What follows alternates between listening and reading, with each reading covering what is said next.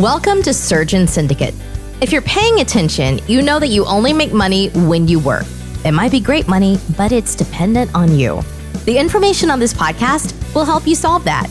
We interview experts and provide analysis into financial freedom through commercial real estate. Why? To help physicians like you thrive. Let's dive in. Welcome to the Surgeon Syndicate. We're here today with Amanda Cruz. Amanda, thank you for joining us. Hey, Mike. Yeah, thanks for having me. Happy to be here. All right. Today's show is sponsored by Fortress Capital. Fortress Capital is a private equity company that I started to help physicians invest in real estate and alternative assets. So let's get started here. Amanda, tell us a little bit about yourself.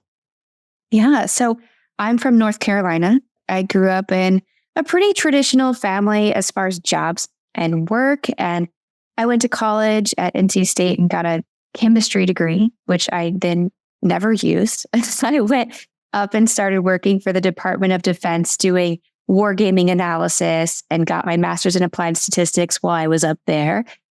Loved that. Up down to Capital One and was really climbing the ladder at Capital One for a long time. Really having fun, data-driven, really exciting. And then I also just realized I was working so hard for someone else. And I really kind of wanted to do my own thing. So eventually I started investing in real estate. And now I own a real estate investing company called Voyage Investing, along with my husband, Jonathan. And we buy value-add commercial real estate and love to bring others along on the journey with us. All right. So how is it that you help other people come along on the journey with you? A couple of different ways. The most simple way is I give back to the community. I go and give talks. I talk to new investors. I go talk at RIA events. I'm talking at an event in South Carolina next week. And then I also bring asset investors into my deals, which helps them invest in real estate without having to put their time or expertise into it and leveraging our time and expertise. Okay. So tell me about the deals that you've been doing. I know you're making a little bit of a pivot here, that you have been in a different asset class previously than you're focusing on now.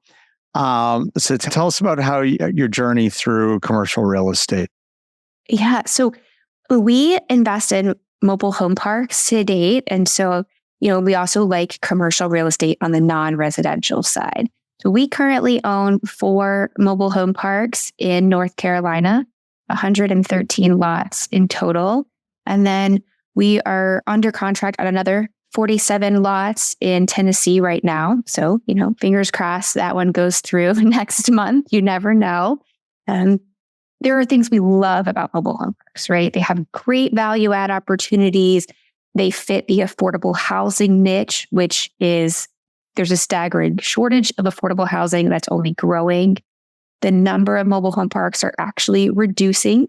Even though there are some renegades out there building new parks, they're few and far between, and a lot of them are getting torn down for apartment buildings or other higher and best uses of tax revenue, really.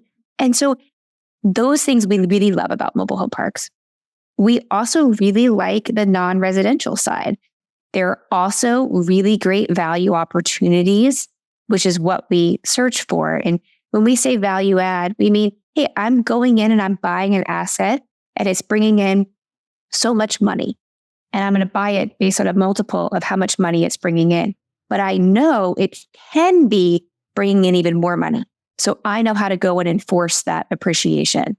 Those value add opportunities are all that we buy. And they also exist in the retail space, the industrial space. So, in the flex space, right? There are lots of different ways to invest in value add assets. And there can be a little bit easier on the movement, the management side when you're dealing with businesses compared to dealing with low income housing. And so that's certainly a positive in our eyes as well, just from, the management perspective. So when you say value add, what are some of the things you do and how does that help your investors? Anytime we're talking about value add, ultimately, we mean we're making the property worth more money than it was when we bought it. And this is commercial real estate. So when you buy it, you are buying a business. which means you're buying an income stream. So anything you can do to increase that income stream increases the value of the property. So you can either increase revenue or reduce expenses.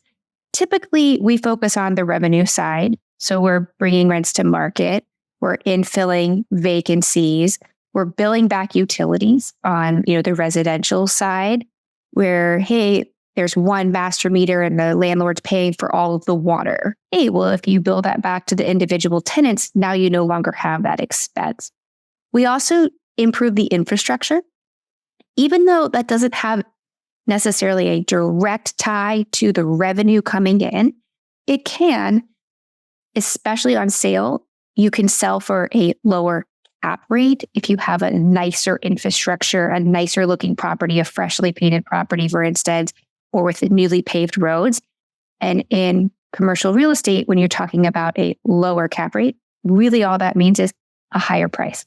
So we're going in and looking at all of the different ways that we can improve the infrastructure, improve the revenue, reduce expenses, and therefore force the value of that asset higher. And this is an interesting one, I think, for a lot of people when they're first coming into investing in real estate or investing passively, and what kind of deal they're looking for is there stabilized deals. And stabilized deals are ones that, so you're buying a park that is already got nice amenities, it's well maintained, all the lots are full. So there theoretically is less risk there because the known income stream is known. There's known what the cash flow will be and kind of what the profit will be on it. Where a value add, in theory, might have more risk because these things aren't already in place. But for an experienced operator, to me, that almost seems like it's less risk, because if it's already stabilized, it's hard to go up, but there's still things that can go down. Yeah. Absolutely. So I guess I see two sides of that. On the stabilized side, you're right. In theory, that is less risk because things are already working. They're already proven out. At the same time, if you don't have any value add that you can give, right, then something can go wrong and your money's gone. Also, so if you have a stabilized property, then you compare that to a value add property. Are you trying to grow your wealth, or are you trying to preserve the wealth that you already have? Because stabilized properties also have lower returns than value add properties. So if your goal is to preserve the wealth that you already have, then I think stabilized properties can be a really great addition to a diversified portfolio. Now, you may be then buying your own asset. You could go buy a Dollar General or a Starbucks. You don't need an operator that's experienced to go do that. It doesn't require management, but your returns are going to be really, really low, like maybe 5% total, and you're really just trying to preserve that wealth and hope for appreciation. On the value add side, that's more of an offensive play. You're going in, you're getting higher returns, you're beating the stock market, but there is a little bit of a riskier component because you're dealing with an asset that doesn't have a Starbucks in place, right? Or it has some vacancy. Now, as you said, getting an experienced operator is really key, because no matter what in real estate, you are going to have risks, right? Just like in the stock market, you have risks in any investment, maybe outside of like treasury bills. But if you want to go grow well, then going with an operator who has done before what they're proposing to do with your money, right? Who's gone in and added value to real estate and has investors that have already gotten returns from them. Those are things you can do to reduce your risk, as well as looking at the numbers yourself, right? Especially doctors. I mean, sure, you're not mathematicians, right? But you guys are good at math. So you can see some simple things like, hey, there's this much income, there's this much expenses. What is the debt on this? How much is left over after that debt? And looking at those proposals and kind of asking those questions to make sure that you're reducing the risk as much as possible. Yeah, it was an interesting thing for me when I first entered this world. Like, well, who are you going to sell it to, and why don't they buy it here? And that there are just people who operate in different places. So there may be a mobile home park that was owned by somebody who built it or bought it 10, 20, maybe even 30 years ago. And they reached a point in life where they didn't want to run it anymore. And it just kind of spit off money, and it spit off enough money. And so they didn't do anything with it. They just collected the checks.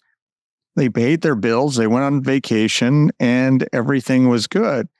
But now 30 years later, there's a bunch of wear and tear. The roads haven't been kept up. Some of the, maybe now it's 30% vacant because people moved out. But for them, the checks were still coming in, and it was enough money.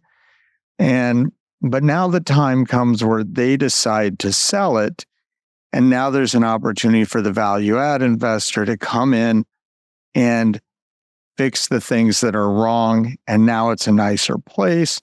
So you can charge higher rents, which then bring in people with nicer mobile homes, which increases the value again. And all these things kind of grow. And then on the other side, if you say, okay, we've pushed the value up a bunch with all these things we've done, there could be somebody else who says, as you were talking about, we just want stabilized property to protect our investors' assets and generate a 5% return. So they don't do the work of fixing a park that needs upkeep. They just want one that's already fixed. So now there's another person in the stream. And it might even be that person now goes and collects a bunch and sells them to some bigger private equity fund that only buys assets that are $100 million. So you need enough of them that they're worth $100 million to sell them to that fund, and they'll pay an even lower cap rate. So they're just really looking for a lower, safe place for the people who are investing with them. And so it's an interesting, there's all these places like, well, why would somebody sell it at that? Or why would they do that? Why did somebody else? And that was... You're totally spot on there, right? It's, hey, well, if there's no value add left in this property, why would anybody else want to buy it? Because that's one of the great things about real estate. There are a million different ways to do it. You can buy a Starbucks, or you could invest passively in some value add syndication, or you can be a REIT buying these with insurance money from people's, or pension plans.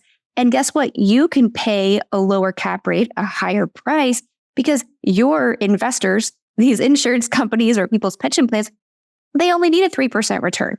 So you don't have to have this value add, right? You can buy stabilized properties. And it's, are you looking for appreciation? Are you looking for cash flow? Are you looking to grow wealth or preserve wealth? There are so many different ways to look at it. And there's a different fit for different people. Yeah. And so back to what's kind of been your specialty, because, mobile home parks, or as they might have been called previously, trailer parks, it's been an interesting journey for that asset class the last decade or so, because it wasn't that long ago that nobody wanted them. It was kind of like a not cool place to invest. Tell me a little bit about that, because it's an interesting, I think if doctors out there have never been exposed to mobile home parks, they could be like, why would I want to own a trailer park? You probably wouldn't want to just go live there, but that doesn't mean that it's not a great investment. So I would say kind of separate that in your mind. They can be really great neighborhoods. In fact, we go in and make them nice neighborhoods where families want to live and have a safe place, but they can't afford $1 million house. They can't afford a $100,000 house necessarily, but they can still have a nice place to live. But mobile home parks, so if you go back a decade, you're right, they were the redheaded stepchild of investing.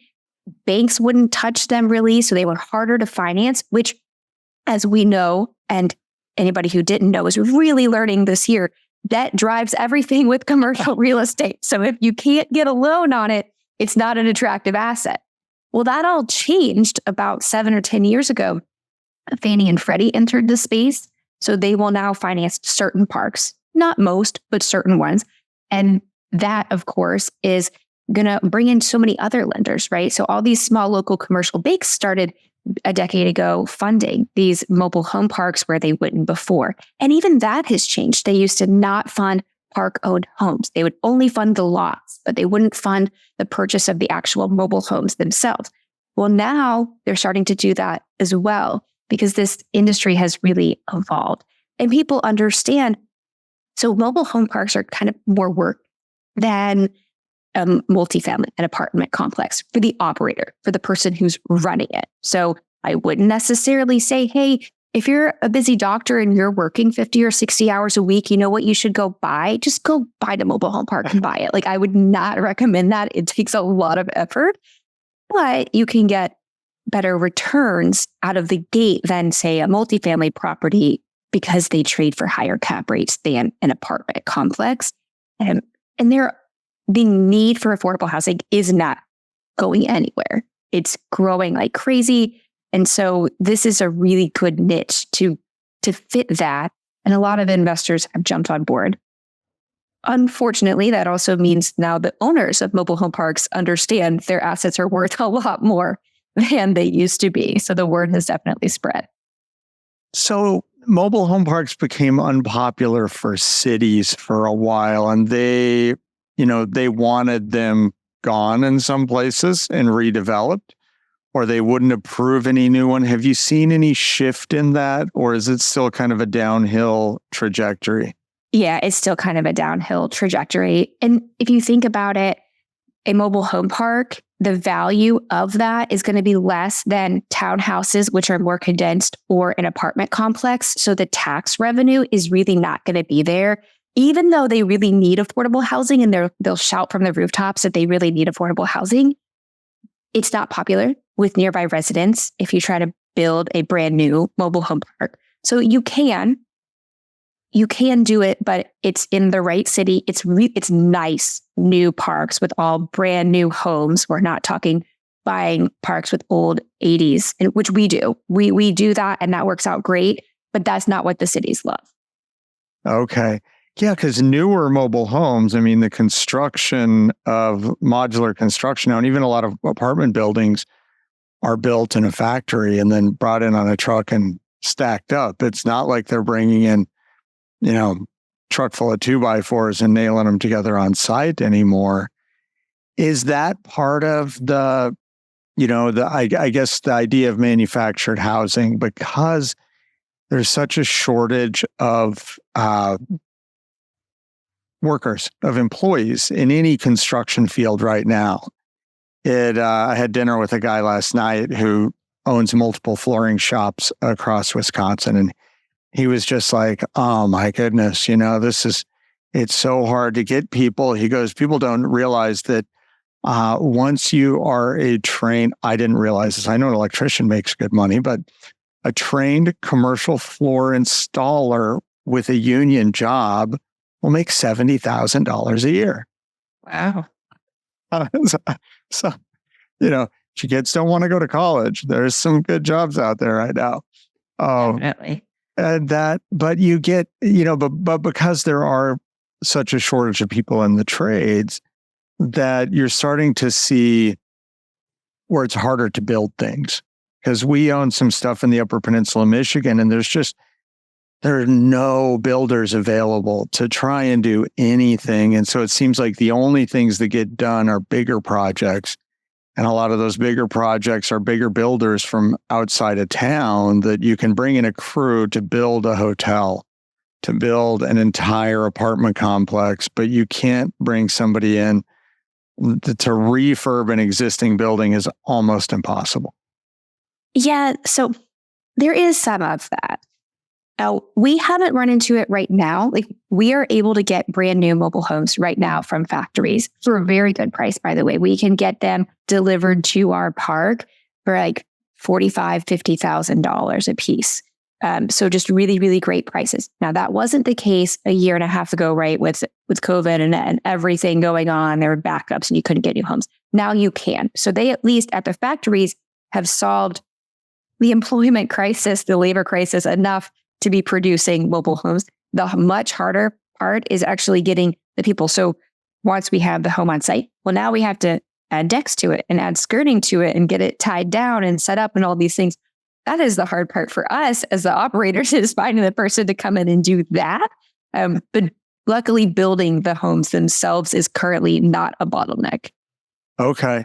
Yeah, I just keep wondering with new mobile home parks where cities might go, well, if we can get that put in, but they would rather hold off for what they really want. It's tax revenue. It's also perception. So there is a company out there and they're building brand new mobile home parks.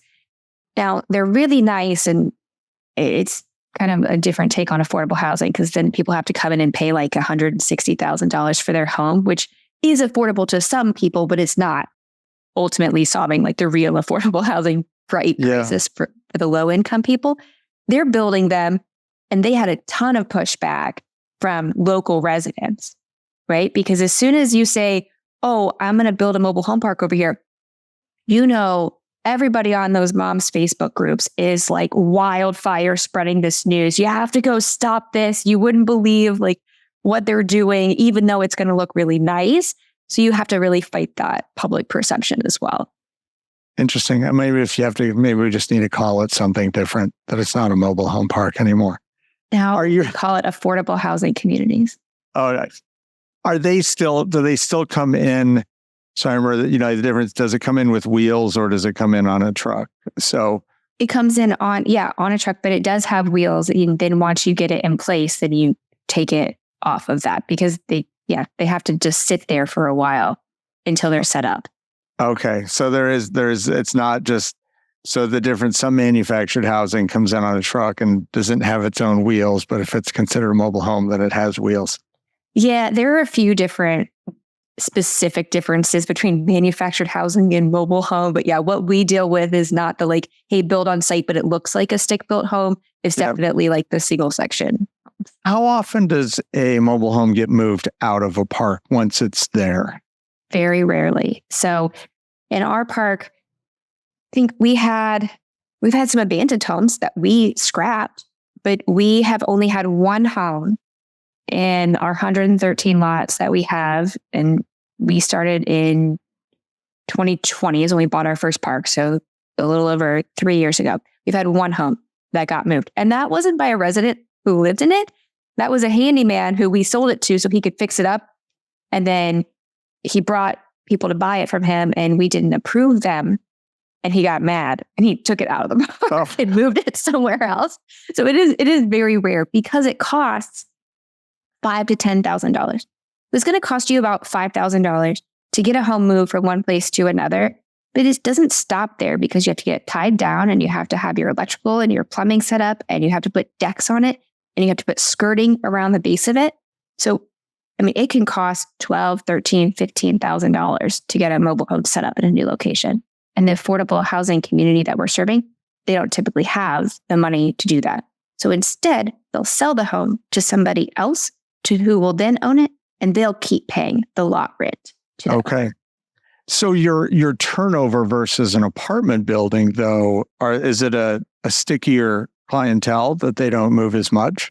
Absolutely. If they own their own home, it's much, much stickier. And then even if they do decide to move, again, they sell it to somebody you approve and they keep paying us. So one way or another, that lot keeps paying their rent. Now, on the park-owned home side, because some of these mobile homes are owned by the park, some of them are owned by the residents, they pay called a lot rent, which is lower, less money, right? A park-owned home where the park actually owns the home, it's just a standard rental at that point. It may be $800 instead of your $1,500 rental. But in that case, you're going to have a similar turnover as, maybe an apartment complex where there are renters coming in for a year or however long. You find I guess, how they take care of their place. Because if somebody owns their own home, whether it's a mobile home or a home, do you find a different engagement from the community for the people who own their own homes versus park owned? Yeah. So a lot of parks that have more tenant-owned homes, people have that pride in ownership, right? They'll actually, just like with a rental stick-built house, if you have a renter in your neighborhood, you tend to know it because they're not weeding out front and they're not putting down mulch and all that stuff. It's kind of the same in a mobile home park. If you're a renter, you don't care as much about the house as you do if you own it. So it's a little bit of a similar comparison there to a stick-built house. Okay. So investing in this space, since this is a show for doctors, any advice from your experience? My experience has been with a lot of doctors that they have a hard time starting and investing in real estate because it's something different than what they know. They've always heard a story about somebody who lost money in real estate. It can be a difficult jump. What would your advice be for somebody who's having a hard time getting going? Say, give yourself a time box to understand it. You have to understand it or you're never going to do it. So listening to this podcast is a really great first step, right? Listen to other podcasts. Understand the red flags. Understand what to look for. And also, there are risks. So understand how to mitigate those. And maybe you just pick one type of asset. Maybe it is multifamily or maybe it is mobile home parks. And that way you can study the people who are doing that asset class. And then you can go have conversations with them. Ask them, where have people failed? What should I be asking you? And you'll have those conversations with 5 or 10 operators, and you'll have a really good idea of what's happening in the space and who's doing what. And those conversations are great because every conversation, I think sometimes as a doctor, we're afraid to talk to people and look dumb because you've been seen as an expert for so long. And just because you call somebody doesn't mean you have to invest with them.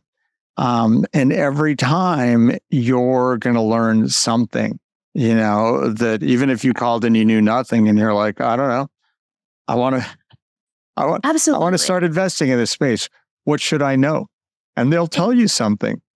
Absolutely. And get on the email list of a couple people that you think you might want to invest with, right? And so in my emails that I send out every other week, I will have in there, hey, schedule a call with me. Let's have a conversation. So after people have seen over and every other week, right, learning about the current market and the current interest rates and what is value added, what is a syndication, then they'll often have a phone call with me and they'll say, hey, I had these couple questions, or what does this look like? I'll send them an example of an offering memorandum we've sent out before so they can see, hey, here's what something looks like. We don't even have anything right now, but at least you can see, hey, here's what you can be looking at, and you can ask questions about it, and then you'll know what to expect when somebody does have an offering.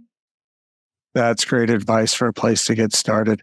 Well, Amanda, we should have in the show notes ways to get a hold of you. Any last things you would like to add?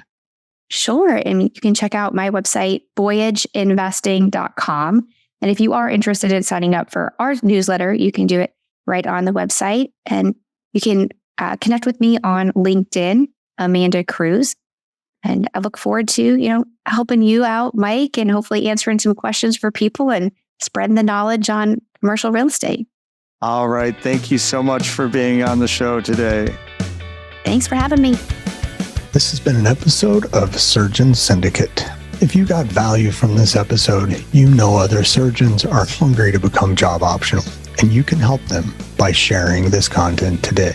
Schedule a call and we can make a plan. Looking forward to having you with me on the next episode.